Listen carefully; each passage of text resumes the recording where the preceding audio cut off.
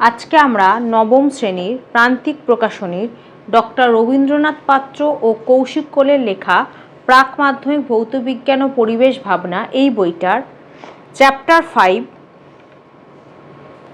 শক্তির ক্রিয়া, কার্যক্ষমতা ও শক্তি তার অনুশীলনীতে যে প্রশ্নগুলো আছে তার উত্তরগুলো আলোচনা করব। তোমাদের যদি ভিডিওগুলো ভালো লাগে তাহলে লাইক, শেয়ার ও কমেন্ট করে জানিও, আর চ্যানেলটি সাবস্ক্রাইব করো। আমার একটা ম্যাথসের চ্যানেল আছে WB ম্যাথস ওয়ার্ল্ড, সেখানে গণিত প্রকাশের কোষে দেখি সমস্ত অঙ্কের সমাধান করে দেওয়া আছে। তার লিঙ্ক আমি এই ভিডিওর ডেসক্রিপশন বক্সে দিয়ে দেবো, আর ওপরের আই বাটনে ক্লিক করেও তোমরা সেই চ্যানেলটি পেয়ে যাবে। প্রথমে বহু বিকল্প ভিত্তিক প্রশ্ন, প্রতিটি প্রশ্নের মান 1। প্রতিটি প্রশ্নে 4টি করে বিকল্প উত্তর দেওয়া আছে, যেটি ঠিক সেটি লেখো। প্রশ্ন 1, শক্তির SI একক, উত্তর হবে অপশান সি, জুল। 2, A ও B দুটি বস্তুর ভরের অনুপাত 1:4 এবং গতিশক্তির অনুপাত 4:1 হলে ভরবেগের অনুপাত, উত্তর হবে অপশান বি, 1:1। কীভাবে হলো একবার দেখে নাও। ধরি বস্তু A এর ভর হচ্ছে ma, যেহেতু এর ভর এ বস্তুর ভর তাই হচ্ছে ma, এবং গতিশক্তি হচ্ছে ea। আর বস্তু B এর ভর হচ্ছে mb এবং গতিশক্তি হচ্ছে eb। তাহলে প্রদত্ত দেওয়া আছে ma:mb, সেটা হচ্ছে 1:4। ভর দেওয়া আছে ab বস্তুর 1:4, তাহলে বা ma/mb হচ্ছে 1/4, তাহলে বা ma হচ্ছে mb/4। ma হচ্ছে কোনাকুনি গুণ হবে, তারপরে এই লাইনটা আসবে। প্রথমে আসবে 4ma হচ্ছে mb, তাহলে ma হচ্ছে mb/4। এটা হচ্ছে 1 নম্বর সমীকরণ।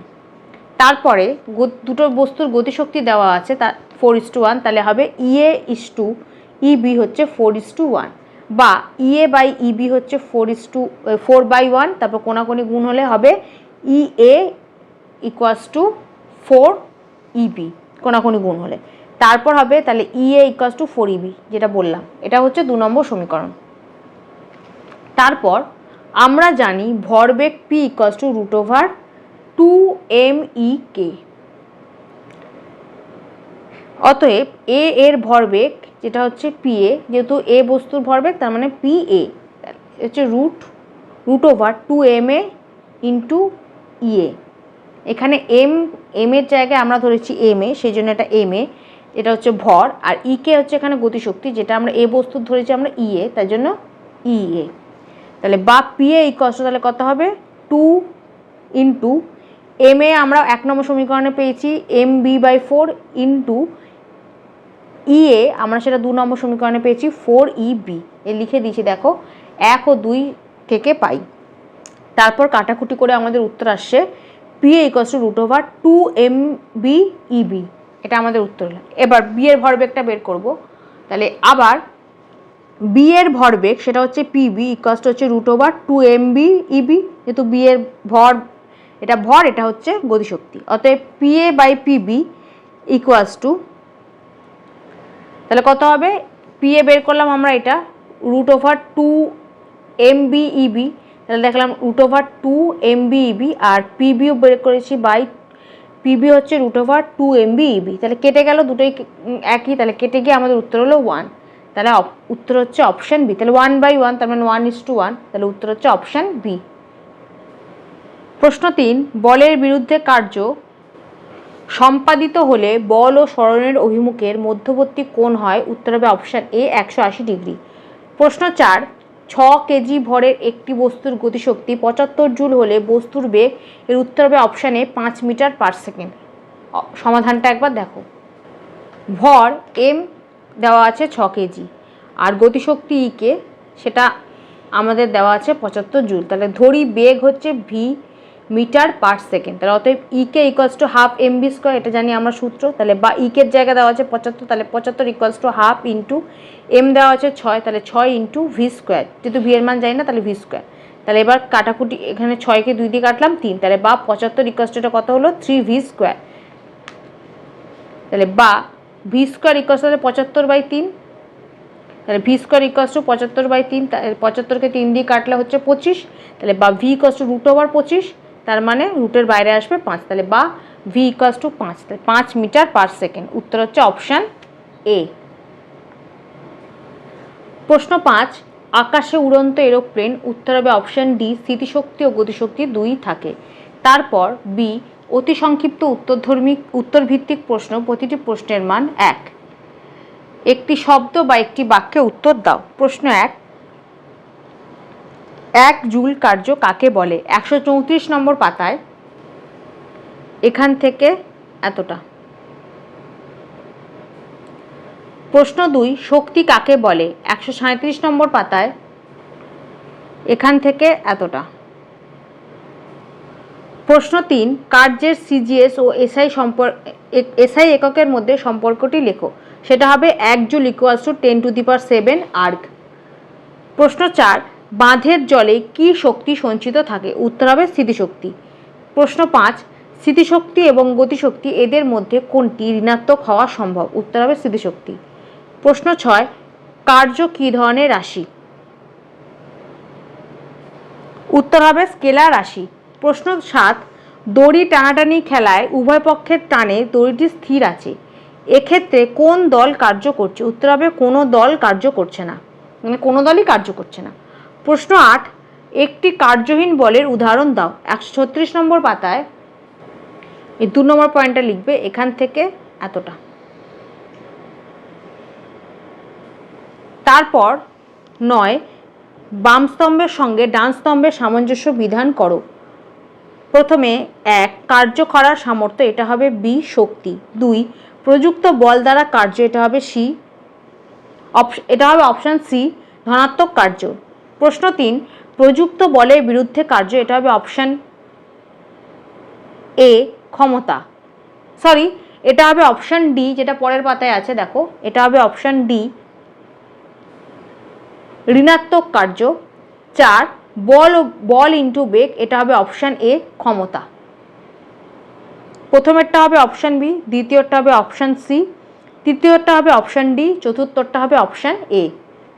তারপর শূন্যস্থানগুলিতে উপযুক্ত শব্দ বসাও। প্রশ্ন 1, কার্য করার সামর্থ্যকে ড্যাশ বলে? উত্তর হবে শক্তি। 2, ড্যাশ ও কার্যের মাত্রা একই হয়? উত্তর হবে শক্তি। 3, ক্ষমতা equals to ball into dash, উত্তর হবে বেগ। 4, পৃথিবী ও সূর্যের মধ্যে ক্রিয়াশীল মহাকর্ষ বল হলো ড্যাশ বল, উত্তর হবে কার্যহীন। 5, 1 kilowatt equals to dash HP, উত্তর হবে 1.34। 1 কিলোওয়াট ইকুয়ালস টু 1.34 এইচপি বা হর্স পাওয়ার। প্রশ্ন 6, 1 NM equals to dash dine centimetre, উত্তর হবে 10⁷ সেন্টিমিটার। তারপর সত্য মিথ্যা নিরূপণ করো। 1, কৃতকার্য বেশি হলেই ক্ষমতা বেশি হবে, এটা সত্য। 2, ক্ষমতার সিজিএস একক হলো আর্ক পার সেকেন্ড, এটাও সত্য। 3, অবাধে পতনশীল বস্তুর মোট যান্ত্রিক শক্তি সংরক্ষিত থাকে, এটাও সত্য। 4, অভিকর্ষ বল পতনশীল বস্তুর ওপর ঋণাত্মক কার্য করে, এটা মিথ্যা। তারপর সি, সংক্ষিপ্ত উত্তরভিত্তিক প্রশ্ন, প্রতিটি প্রশ্নের মান 2।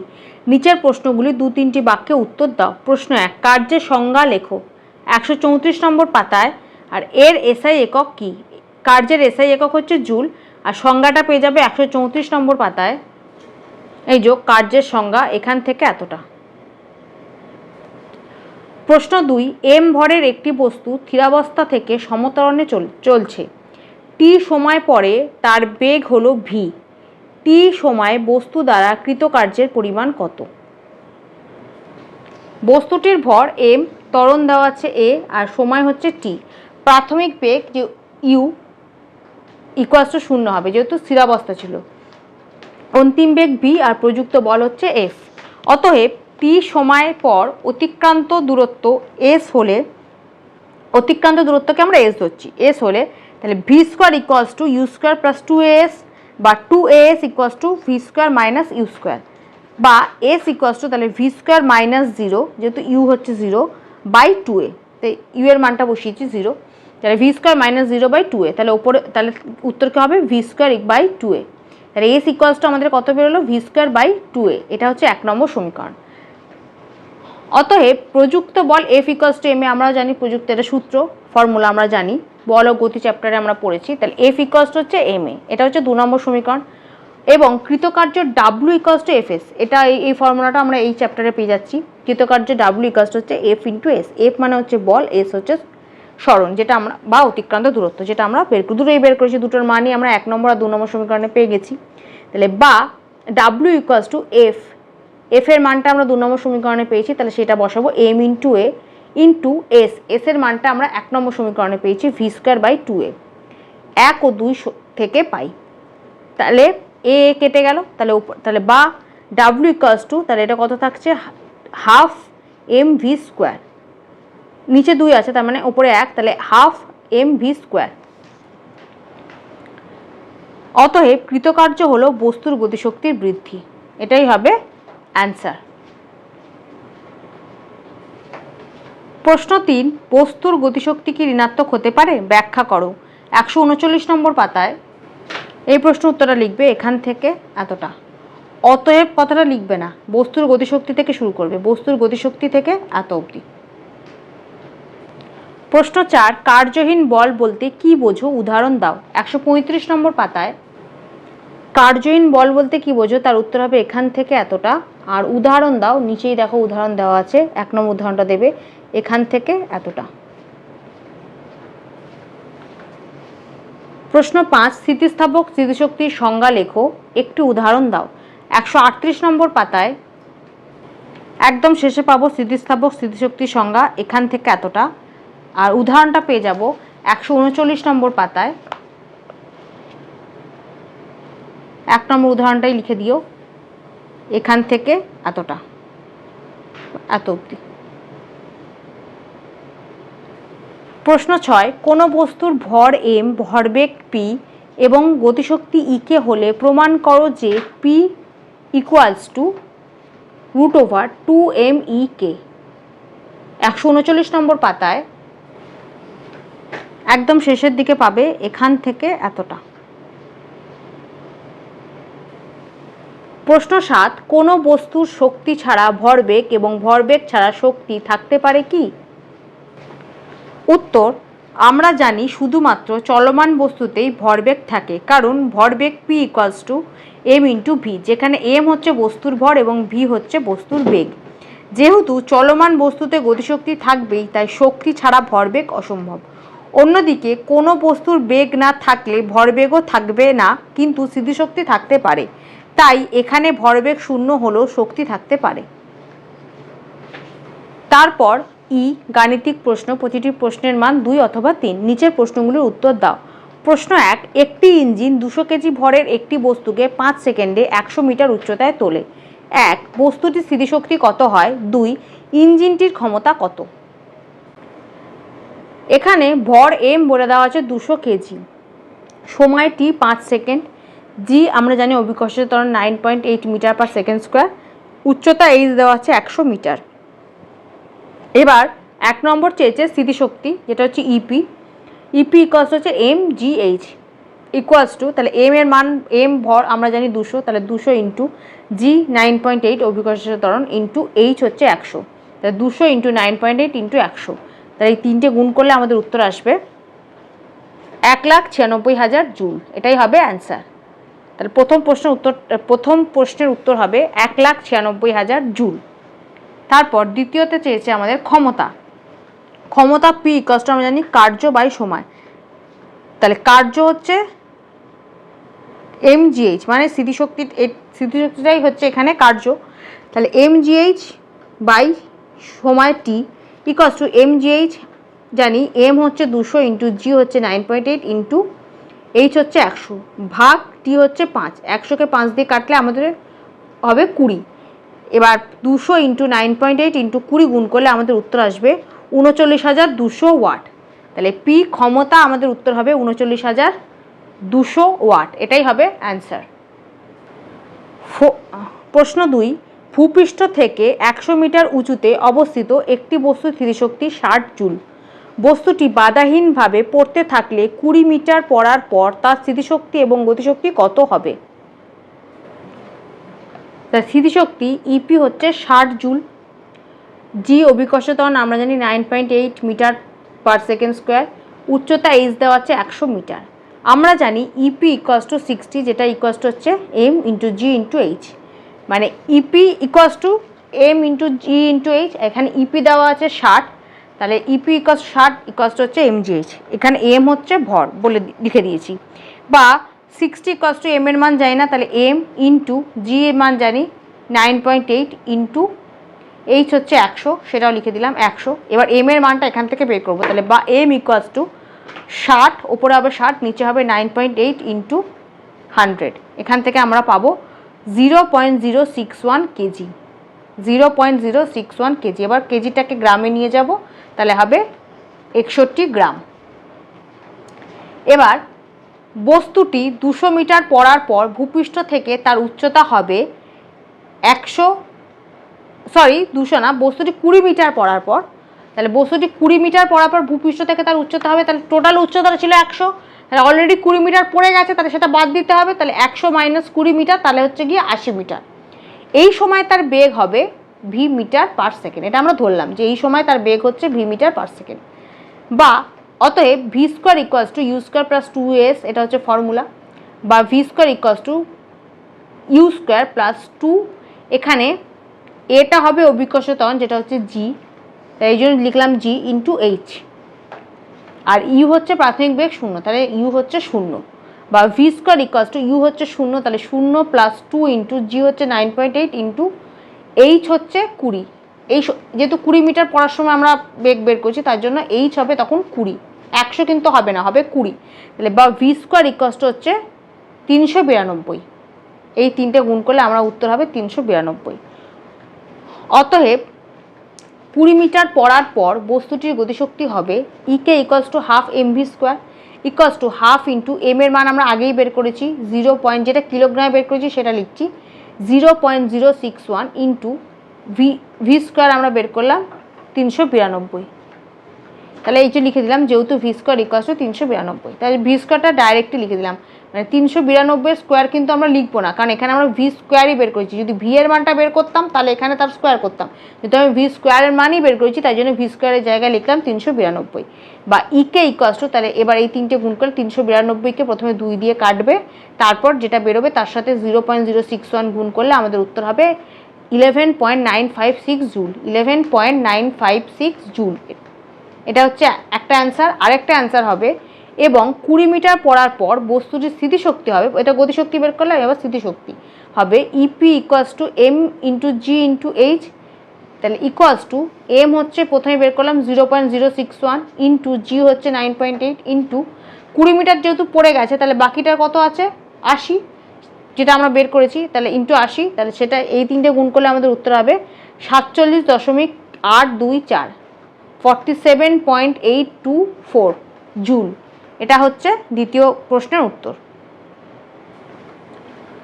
প্রশ্ন 3, 60 কেজি ভরের একজন ব্যক্তি কত বেগে ছুটলে তার গতিশক্তি 750 জুল হয়?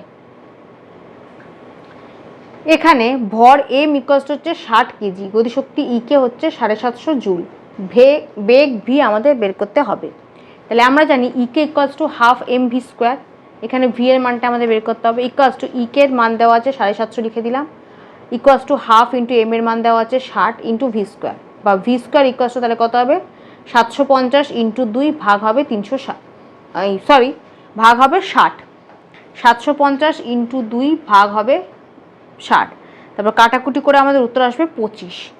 তাহলে বা V equals to root over 25, V square equals to যদি 25 হয় তাহলে V equals to root over 25, তাহলে রুটের বাইরে আসবে 5, তাহলে V equals to 5 metre per second. অতএব ব্যক্তির বেগ হবে 5 মিটার পার সেকেন্ড, এটাই হবে অ্যান্সার।